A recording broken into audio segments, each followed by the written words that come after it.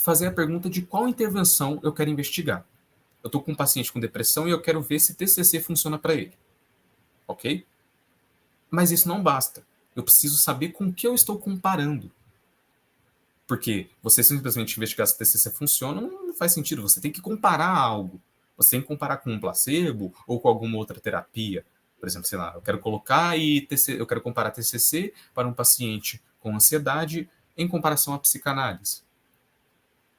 Mas, para você conseguir avaliar se TCC ou psicanálise é melhor para um paciente com ansiedade, eu tenho que entender o desfecho. Eu tenho que entender o que eu estou olhando para conseguir ver se o paciente melhorou ou não. Né? E aí é onde a gente entra no outcome. E a gente tem, por último, o time point, que é o ponto no tempo. Esse paciente ele melhorou depois de uma semana, depois de 2 semanas, depois de 3 semanas, depois de 6 meses, e é assim que você faz uma pergunta clínica correta. Tá? Além disso, o Access, que eu falei do Ask, do 5As, ele é basicamente a sua capacidade de acessar as melhores evidências disponíveis. Para facilitar um pouco o seu trabalho, você pode seguir a pirâmide de Haynes, que é diferente da pirâmide de evidência. Lembra que eu falei para vocês que aquela pirâmide ela tangia a complexidade dos estudos, resumidamente? Ela tangia ao controle de vieses? Pois é, essa pirâmide ela é uma pirâmide que norteia as melhores evidências disponíveis quando você quer saber os efeitos de uma intervenção. Tá? Primeiro, eu quero focar em 2 tipos de evidências específicos aqui nessa apresentação. Só que eu quero fazer um adendo antes. O topo, que é a inteligência artificial, que é o machine learning, ele é uma utopia hoje. Tá? Na psicologia, pouco se usa a inteligência artificial, o machine learning, para você conseguir acessar evidências, porque tem diversas limitações, essas tecnologias. Né? Mas eu quero enfatizar nessa apresentação os guidelines, os sumários, os Points of Care Tools. Tá? Esses tipos de evidências, eles são muito eficientes porque eles já te dão avaliações de profissionais, ou seja, é uma evidência que a gente chama de evidência pré-avaliada. Tá? E ao longo da apresentação, daqui a pouco eu vou apresentar melhor para vocês o que significa esses guidelines. Mas aqui, resumindo o que é uma evidência pré-avaliada, é justamente uma resenha crítica de vários profissionais com limitações e pontos positivos dessas evidências, dos estudos que já foram feitos. E ele dá certo grau de certeza para a gente se a gente pode confiar ou não nas evidências. Por mais que a gente não se deve basear na opinião de experts, quando a gente junta vários experts, a gente acaba que consegue trazer uma maior probabilidade de conseguir confiar nessa avaliação desses profissionais, certo? E é muito prático, porque você basicamente já pega o material pronto. Eles já te falam o que funciona, o que não funciona, o nível de evidência e etc. Eles já te mostram tudo quando você utiliza essas evidências pré-avaliadas. Esse aqui é um exemplo muito interessante que mostra a diferença entre revisões sistemáticas e essas guidelines. Por quê? A guideline ela também faz um agrupamento de estudos clínicos randomizados, assim como a revisão sistemática. Só que elas têm algumas diferenças. A revisão sistemática ela foca normalmente em uma pergunta clínica e muitas vezes limitada ao aspecto de um paciente só. Mas quando você usa uma guideline, normalmente ela pega vários processos ela se liga a várias perguntas clínicas. Ela se liga a várias revisões sistemáticas. Então é como se fosse a revisão das revisões sistemáticas. Tá? Não é bem isso, mas é uma forma de se pensar. É como se eu pegasse várias revisões sistemáticas, estudos clínicos randomizados, para eu conseguir entender as melhores intervenções para diversas perguntas clínicas. Além disso, a revisão sistemática ela é desenvolvida por um pequeno grupo de pesquisadores. Normalmente são 5 pessoas, podem ser 6 pesquisadores, mas as guidelines elas são desenvolvidas por diversas pessoas, inclusive pacientes, né? Porque ali na guideline eles falam também sobre como o paciente se sentiu nessas intervenções. E isso é muito interessante.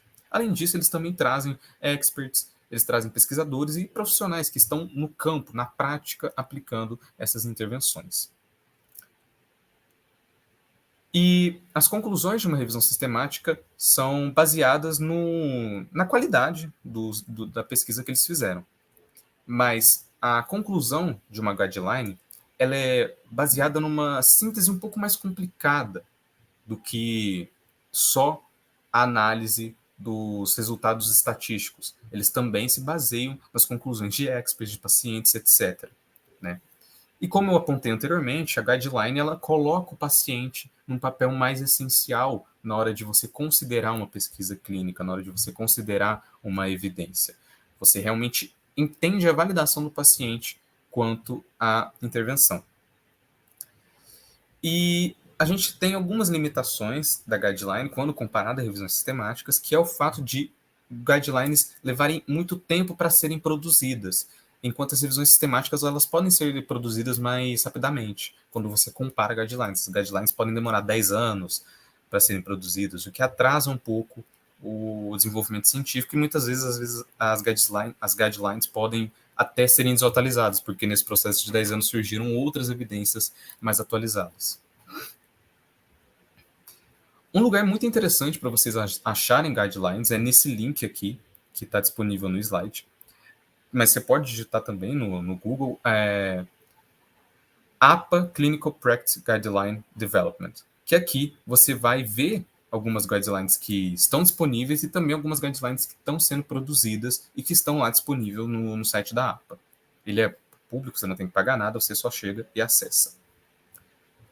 Um outro site muito interessante é o National Institute for Health and Care Excellence, que é o famoso NICE. No NICE, você pode pegar as guidelines deles, só que tem um adendo. O NICE ele é um sistema público, é a base de dados do sistema público da Inglaterra.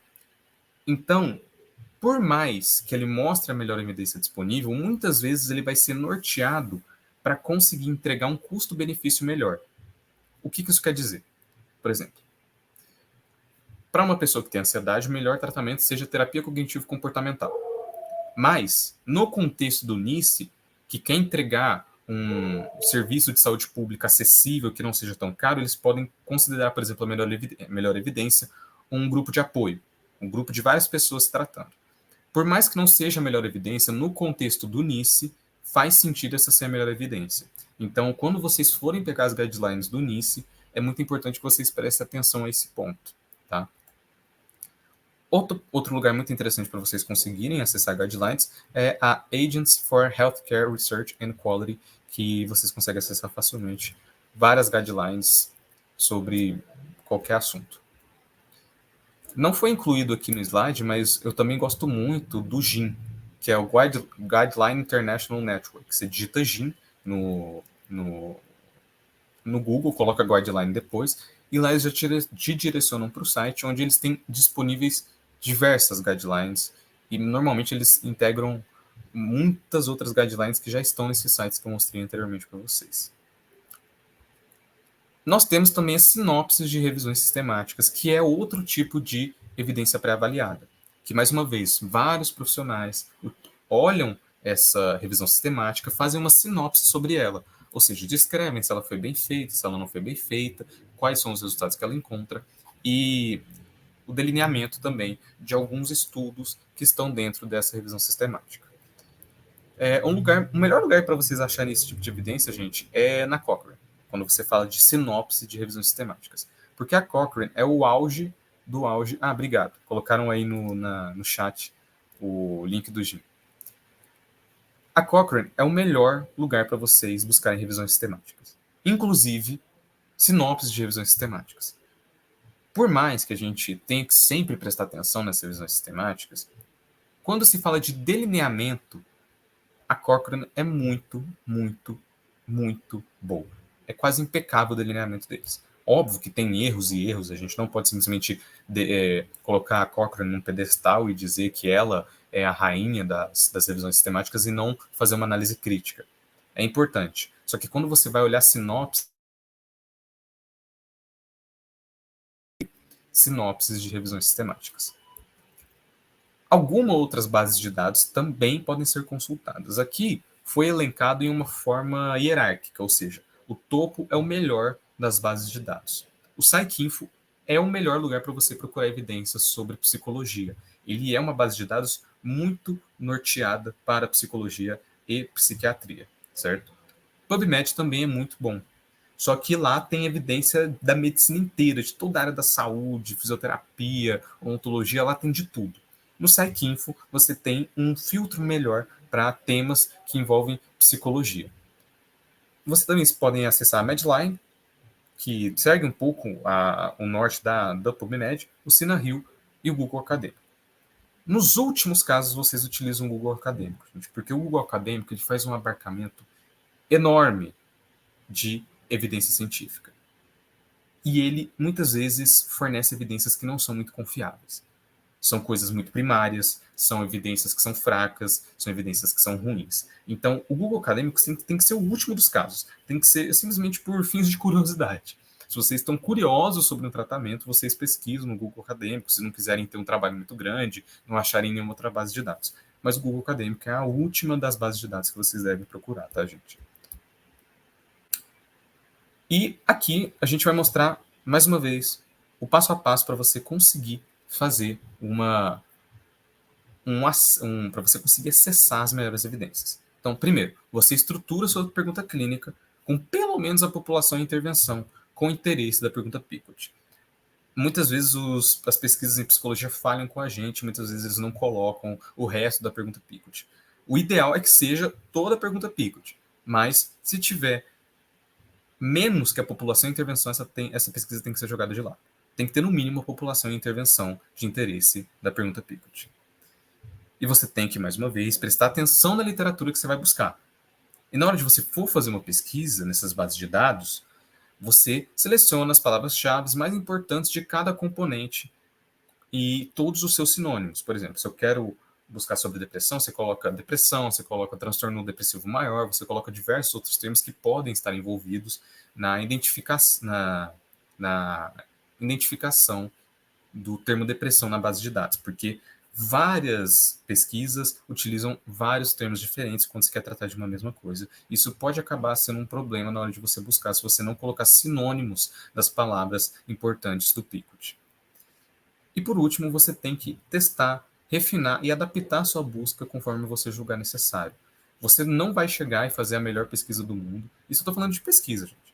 Você não vai conseguir fazer a melhor pesquisa do mundo logo de cara. É um processo. Você tem que ser curioso. Você tem que chegar, buscar, ver qual evidência é boa, qual evidência é ruim. Você tem que fazer esse trabalho para você conseguir ser uma pessoa que acessa as melhores evidências. Tá? Agora, nós vamos entender como você faz a análise das evidências encontradas, que é o Access dos 3As. Não, perdão, não é o Access, é o Appraise. Appraise é a análise crítica das evidências encontradas, certo? Bom, você encontrou esse artigo que você julga ser útil. A primeira coisa que você vai fazer vai ser ler o resumo procurando as seguintes informações. A pergunta que você quer responder, ou seja, você olhou o resumo, está perguntando o que você quer saber? Está perguntando sobre a população? Está perguntando sobre o caso específico que você está querendo investigar sobre? E outra coisa, você tem que ver o desenho do estudo. Se eu estou falando de um estudo para investigar a melhor intervenção para o meu paciente, eu não posso me basear num estudo observacional. Então, você tem que prestar atenção no desenho, no delineamento desse estudo. E a última pergunta que você tem que fazer é se isso é importante para a sua prática clínica. Essa população é relevante para a minha prática clínica? Eu realmente trabalho com essas pessoas? Será que eu vou trabalhar com essa intervenção? Porque você tem que filtrar o que você vai fazer. A gente não tem tanto tempo assim, e ler um artigo científico dá trabalho. Então, você tem que se perguntar essas 3 coisas quando você vai ler o resumo de um artigo.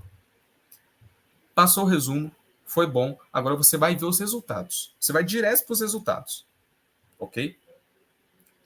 Pablo, quer dizer que eu não vou ler o resto do artigo? Não, você vai ler o resto do artigo, mas primeiro você vai ver os resultados e ver se ele tem impacto de intervenção. Você vai ver o tamanho de efeito, você vai ver os prós e contras dessas medidas dessas medidas que você está observando e ver se aquilo faz sentido para o seu paciente. Em que sentido, gente?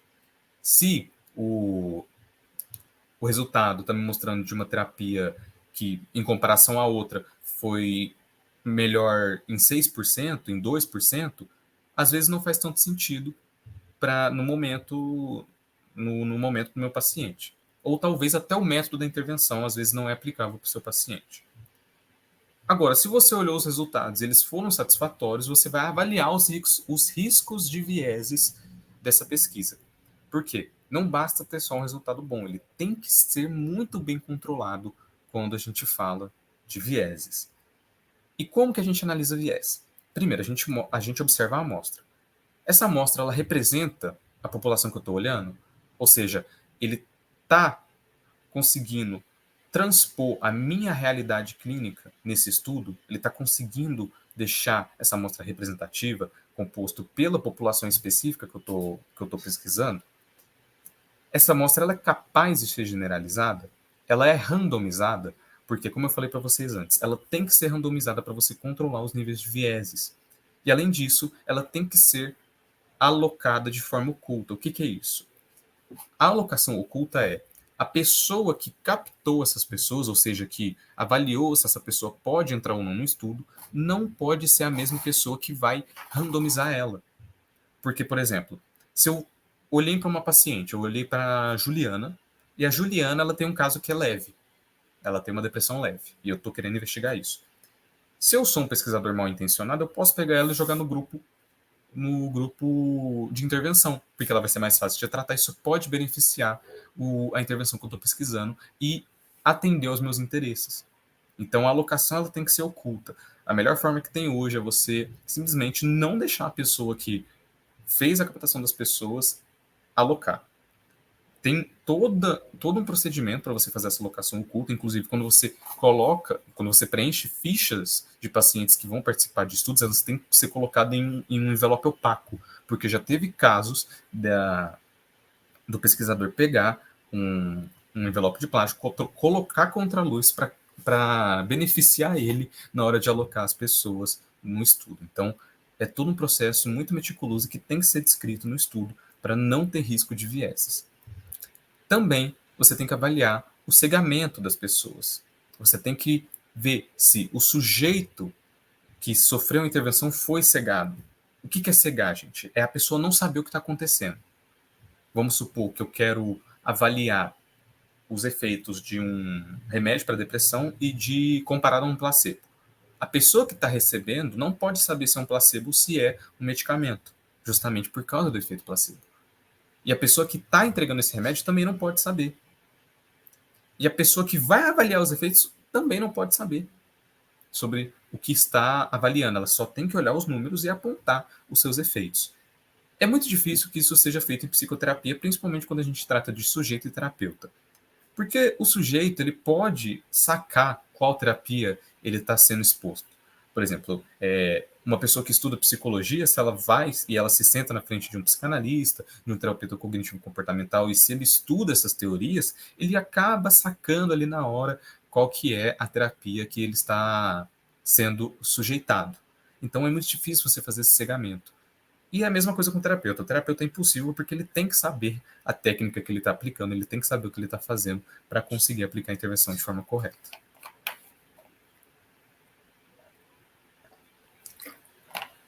Além disso, você tem que olhar para o grupo controle, gente. O grupo controle deve ser uma das suas principais preocupações. Por quê? Se o grupo controle não recebe o mínimo, não recebe nada, ele simplesmente está numa lista de espera, por exemplo, ele não está recebendo nenhuma intervenção quando comparado ao grupo intervenção, eu estou comparando. É como se eu pegasse um time de futebol profissional e jogasse contra o sub-12 da escolinha do Flamengo da esquina do meu bairro. Por quê? É lógico que a intervenção ela vai ter um efeito maior do que a pessoa simplesmente ficar sem fazer nada. Então, você tem que olhar se o grupo controle está sendo comparado de forma justa. Eu estou comparando uma intervenção com outra intervenção? Eu estou comparando coisas que são equivalentes? O grupo controle recebeu realmente a atenção que ele devia no estudo? Outra coisa, você tem que olhar a variável independente. O que é a variável independente? Variável independente é aquilo que o pesquisador controla. Por exemplo, a própria intervenção. É aquilo que o pesquisador está manuseando. Ou seja, eu consigo replicar isso que ele está fazendo? Bom, se ele está fazendo uma intervenção, que é a variável independente, que a pessoa tem que comparecer no meu consultório 6 vezes na semana por 1 hora por dia, eu não acho que isso seja muito replicável para mim, por exemplo. Inclusive, eu já vi estudos em que a pessoa tinha que ir 6 vezes na semana para sofrer intervenção. E isso, no contexto de psicoterapia, é inviável. Quanto que eu teria que cobrar numa sessão que o paciente vai 6 vezes na semana? Né? Quanto essa pessoa poderia pagar? Isso é uma das coisas que você tem que se perguntar na hora de você fazer uma análise de vieses, a análise da variável independente. E quando você vai ver a variável dependente, primeiro, o que é variável dependente? Variável dependente é o desfecho, basicamente. É o resultado. Variável dependente é aquilo que depende da intervenção. Certo? Ficou claro isso? Então, a variável dependente, quando você vai fazer uma análise crítica, você tem que prestar atenção na validade dela. Esse instrumento que está avaliando o desfecho, ele é realmente eficiente? Eu posso confiar nesse instrumento de avaliação? E outra coisa, será que o desfecho que foi colocado para ser o desfecho observado, será que ele faz sentido? Será que ele tem lógica nesse contexto? Ou será que ele simplesmente é um desfecho inadequado para a pergunta clínica que eu estou fazendo? E a mesma coisa você faz com a análise de dados. Você vê, tem significância estatística? Tem significância clínica? Esses testes estatísticos, eles são realmente apropriados para a minha análise?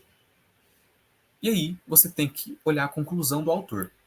Porque se o autor, na hora de, de escrever a conclusão, ele é incoerente com os dados dele, muito provavelmente ele está extremamente enviesado e ele está querendo comprovar uma hipótese dele na base da força. Ele está querendo simplesmente escrever na conclusão que a técnica funciona, sendo que nos dados está me dizendo uma outra coisa. Isso é muito comum de acontecer, infelizmente.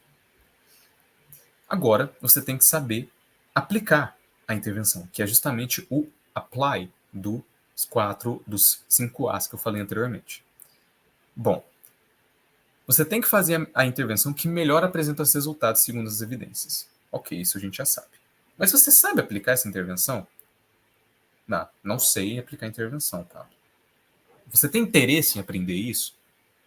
E se você tem interesse, você tem tempo para conseguir aprender essa intervenção nova do zero? Por exemplo, tem que aprender como tratar tabagista com um ACT do zero. Você tem tempo para pegar o manual, aprender a base de ACT, aprender habilidades, aprender todo o manual para conseguir tratar tabagistas? Você vai ter disponibilidade para isso? Você tem que se perguntar essas coisas. E não é problema nenhum você falar, olha, eu não tenho tempo, não consigo estudar, vou ter que passar para uma outra pessoa. Se você não consegue aplicar aquilo e você encaminha esse paciente, você está fazendo prática baseada em evidências. Porque você não está simplesmente fazendo algo que você não vai dar conta, você está encaminhando essa pessoa a um local seguro. Né? E outra coisa que você tem que se perguntar é se você tem as ferramentas para aplicar essa intervenção. Por exemplo, quando a gente fala de fobia de avião, o melhor tratamento que tem é você colocar a pessoa numa realidade virtual, numa cadeira que simula um banco de avião e etc. Você tem condições de fazer isso? Você tem o óculos, você tem o sistema, você tem a cadeira, você consegue simular isso de alguma forma? Pablo, não tem, não consigo ajudar essa pessoa. Então passa para um outro profissional que ele vai ser muito bem atendido. Agora, sobre protocolos. Eu devo adaptar ou abandonar o protocolo? Você deve adotar o protocolo quanto maior a aderência da pessoa. Por quê? Não adianta você aplicar um protocolo que simplesmente o paciente não consegue se adequar, que ele não consegue suportar durante o tratamento. E se você avalia essa questão, você aumenta as probabilidades de efetividade. E mais uma vez, você tem que adaptar o protocolo às particularidades do seu paciente. Certo, gente? Eu falei isso inúmeras vezes aqui. E você tem sempre que prestar muita atenção se o protocolo ele atende às particularidades do caso. E quanto mais você desvia do manual, mais imprevisíveis são esses resultados. Ou seja, O que eu estou querendo dizer aqui? Você tem que adaptar o protocolo ao paciente. Só que você tem que fazer isso dentro do que o manual está especificando. Isso é o que a gente chama de flexibilidade dentro da fidelidade. Ou seja, você pode sim fazer uma improvisação, digamos assim, uma adaptação do protocolo ao seu paciente. Só que isso não pode extravasar os limites do que o manual expõe, do que o manual impõe, certo? Se eu preciso abandonar o protocolo, o que eu aplico? Você tem que se perguntar isso. Poxa, não consigo aplicar esse protocolo. O paciente não adere, ele não aceita. Por exemplo, no exemplo que eu dei anteriormente da agulha. Essa pessoa não quer isso. O que eu aplico então? Aí você tem que buscar o que você vai aplicar. Por último, eu coloco aqui o Access, que é a avaliação, é a monitoração de progresso do indivíduo. Você tem que olhar como essa pessoa está evoluindo, porque você não tem como trabalhar com prática baseada em evidências sem você avaliar os resultados, sem você utilizar medidas de nenhum tipo. Isso você tem que fazer antes, durante e após a intervenção, após o seu tratamento, certo? Como que eu posso fazer isso, gente? Eu posso utilizar instrumentos padronizados de autorrelato, eu posso utilizar instrumentos individualizados de autorrelato, eu posso utilizar relatos de outras pessoas, ou seja, só para explicar para vocês, tá, gente? Instrumentos de autorrelato é você, por exemplo, pegar uma folha que pergunta como, vamos supor, num caso de insônia, como foi o sono dessa pessoa. Aí ela fala, olha, eu tive tantas horas de sono, eu dormi bem, dormi mal, dormi muito bem. E aí essa pessoa vai avaliando se ela, de forma autônoma, né, pelas medidas de autorrelato, se ela está conseguindo evoluir ou não. Os instrumentos individualizados, eles são basicamente uma adaptação um pouco mais individual para o paciente no contexto dele. Você pode utilizar relatos de terceiros. Por exemplo, eu estou tratando uma criança. Eu tenho, muitas vezes, que buscar a mãe e perguntar para a mãe, o menino está evoluindo, a menina está evoluindo, como que está sendo essa resposta ao seu olhar? Porque é muito difícil você conseguir colocar uma criança sobre medidas de autorrelato. Então, você muitas vezes tem que buscar relatos de terceiros. Ou em casos de idosos, por exemplo. E é uma boa alternativa em alguns casos, sim. Você também pode utilizar comportamentos-alvo. Ou seja, vou trazer um outro exemplo. Suponhamos que eu quero que uma pessoa pare de fumar. Eu teria que ficar observando quantas vezes essa pessoa está fumando por dia, antes, durante e após a intervenção. Agora, eu acho muito difícil que a gente tenha tempo para ficar monitorando uma pessoa 24 horas como se fosse num BBB, para ver quantas vezes ela está fumando durante o dia. Né? O comportamento-alvo, a observação de comportamento-alvo é uma coisa que era muito comum antigamente, logo no surgimento do behaviorismo radical. Hoje em dia, uma alternativa interessante é a observação de produtos de comportamento-alvo. Que é, por exemplo, a pessoa jogar a bituquinha de cigarro num pote e falar, olha, eu fumei tantos cigarros nessa semana, com você observando a bituca de cigarro. Ou, por exemplo, as pessoas que se cortam, os produtos do comportamento pode ser o número de cortes, né? É um exemplo, não sei se isso é muito viável na prática clínica, mas é apenas um exemplo para vocês entenderem o que é produtos de comportamento. E a gente também tem medidas fisiológicas, que é, por exemplo, você expor a pessoa a uma fobia, igual eu apresentei antes, e você avalia num instrumento de ansiedade, por exemplo, de batimentos cardíacos, se essa pessoa está ficando muito ansiosa ou não. Faz sentido? E aqui tem um manual de monitoramento de progresso que vai te ajudar a você conseguir fazer toda essa questão de avaliação dos resultados, mensuração de progresso, etc. Gente. Por hoje, eu fico por aqui. Esses são os meios de comunicação com a Aline, que foi ela que preparou toda essa apresentação, ela que preparou tudo para vocês. Eu só cheguei aqui e falei. Espero ter conseguido entregar uma apresentação relevante, que tenha sido útil para vocês. E sigam a Aline no Instagram dela, entre no Empiricamente, entre em contato no e-mail dela se vocês precisarem. E eu fico por aqui. Muito obrigado. Opa, você também tem que falar do seu contato, né? Porque uma aula maravilhosa dessa também é importante que as pessoas saibam e te conheçam e que ainda não teve a oportunidade de entrar em contato com você, por favor. Até meus cachorros reivindicaram aqui. Bom, eu vou falar aqui. O meu Instagram é @o_pablo_castilho, @gmail. Estou falando meu e-mail. O meu Instagram é @o_pablo_castilho. É bem fácil de achar. E o meu e-mail é opablocastilho@gmail.com. Quem quiser falar comigo sobre o tema, debater, a gente pode ter uma conversa mais próxima no Instagram. E espero ter conseguido entregar uma aula de qualidade para vocês. Cara, eu gostei muito, assim. O pessoal também curtiu bastante. Eu acho que a gente pode até marcar e fazer uma masterclass só sobre o tema, né? E aí a gente faz ela junto, assim. Seria um prazer para a gente. Sua didática foi incrível, assim. Você me lembrou de um conteúdo que eu até queria indicar para o pessoal, assim, que a gente tem na plataforma, que foi da Janaína Barleta, que ela trouxe algumas pesquisas sobre os aspectos e os impactos negativos da psicoterapia na vida dos pacientes. Que eu acho que é muito importante para a gente ter uma noção da nossa atuação e sair daquele lugar que você trouxe enquanto a certeza absoluta, né?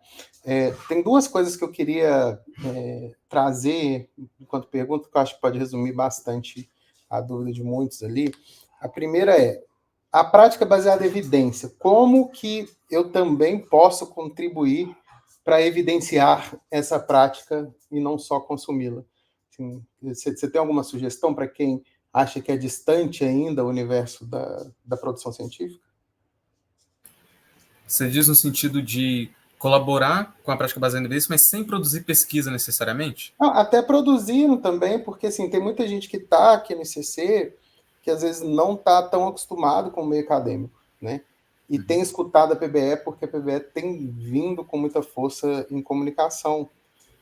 E aí fica muito distante, pô, como que eu posso produzir cientificamente não estando tão acostumado com a vida acadêmica ali, me formei, né, há X tempo e fui para a prática, como que você pode trazer essa pessoa para esse universo? Assim?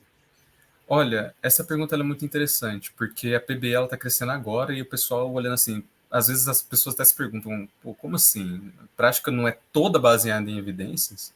E a pessoa às vezes toma um choque e ela tem que se adaptar a esse novo mundo e é muito difícil mesmo. Olha, eu vou trazer. Primeiro, eu acho que a pessoa tem que se dispor a aprender. Acho que não tem um outro meio da pessoa conseguir colaborar para a prática baseada em evidências se não se expor ao estudo e ir acostumando um pouco com esse mundo. E um outro meio que eu posso apresentar para vocês é vocês conhecerem a ABPBE. A ABPBE é a Associação Brasileira de Psicologia Baseada em Evidências. E se vocês entrarem no Instagram da ABPBE, é só vocês digitarem ABPBE que vocês acham, vocês divulgarem o conteúdo da ABPBE, vocês comentarem, vocês seguirem, vocês curtirem, vocês colaborarem com essa divulgação que nós mesmos já estamos fazendo dentro da associação, nós já estamos produzindo, e vocês ajudando com esse engajamento, já é um pontapé extremamente forte, muito gratificante para a gente. E se você quiser ir um pouco mais além, você pode se filiar à Associação Brasileira de Psicologia Baseada em Evidências. Nós temos diferentes valores de acordo com a sua condição socioeconômica. Se você for um graduando, você paga um valor. Se você for um pós-graduando, um profissional, uma pessoa em vulnerabilidade socioeconômica, você paga um valor diferente. E é um meio extremamente relevante para você conseguir aprender, porque você tem vários benefícios lá dentro também, e de contribuir financeiramente, diretamente, ou só divulgando também com a prática baseada em evidências. Responde isso. Legal. Legal, sim, respondeu bastante, porque eu vim desse cenário quando eu formei, né? E agora que eu estou aí na pesquisa, eu fico, cara, se eu tivesse ali atrás, né, essa acessibilidade, lógico que era 2010, era um outro cenário de rede social, etc. Enfim, acho que seria bastante proveitoso. Depois também eu vou colocar pessoal que eu tenho começado na minha pesquisa, que a gente está fazendo uma avaliação neuropsicológica nas inteligências artificiais. Eu acho que vai ser muito interessante para a gente saber com quem a gente está lidando, né? Ou para sentir muito medo, ou para ficar tranquilo, né? Vamos ver o que traz aí. Depois eu trago spoilers para vocês. Pablo, eu queria agradecer. A gente está com a Juliana já para entrar. Obrigado, viu? Obrigado pelo seu tempo, obrigado por disponibilizar e trazer para a gente. E espero a gente fazer coisas aí em breve juntos, viu? Muito obrigado, gente. Tchau, tchau. Boa aula para vocês.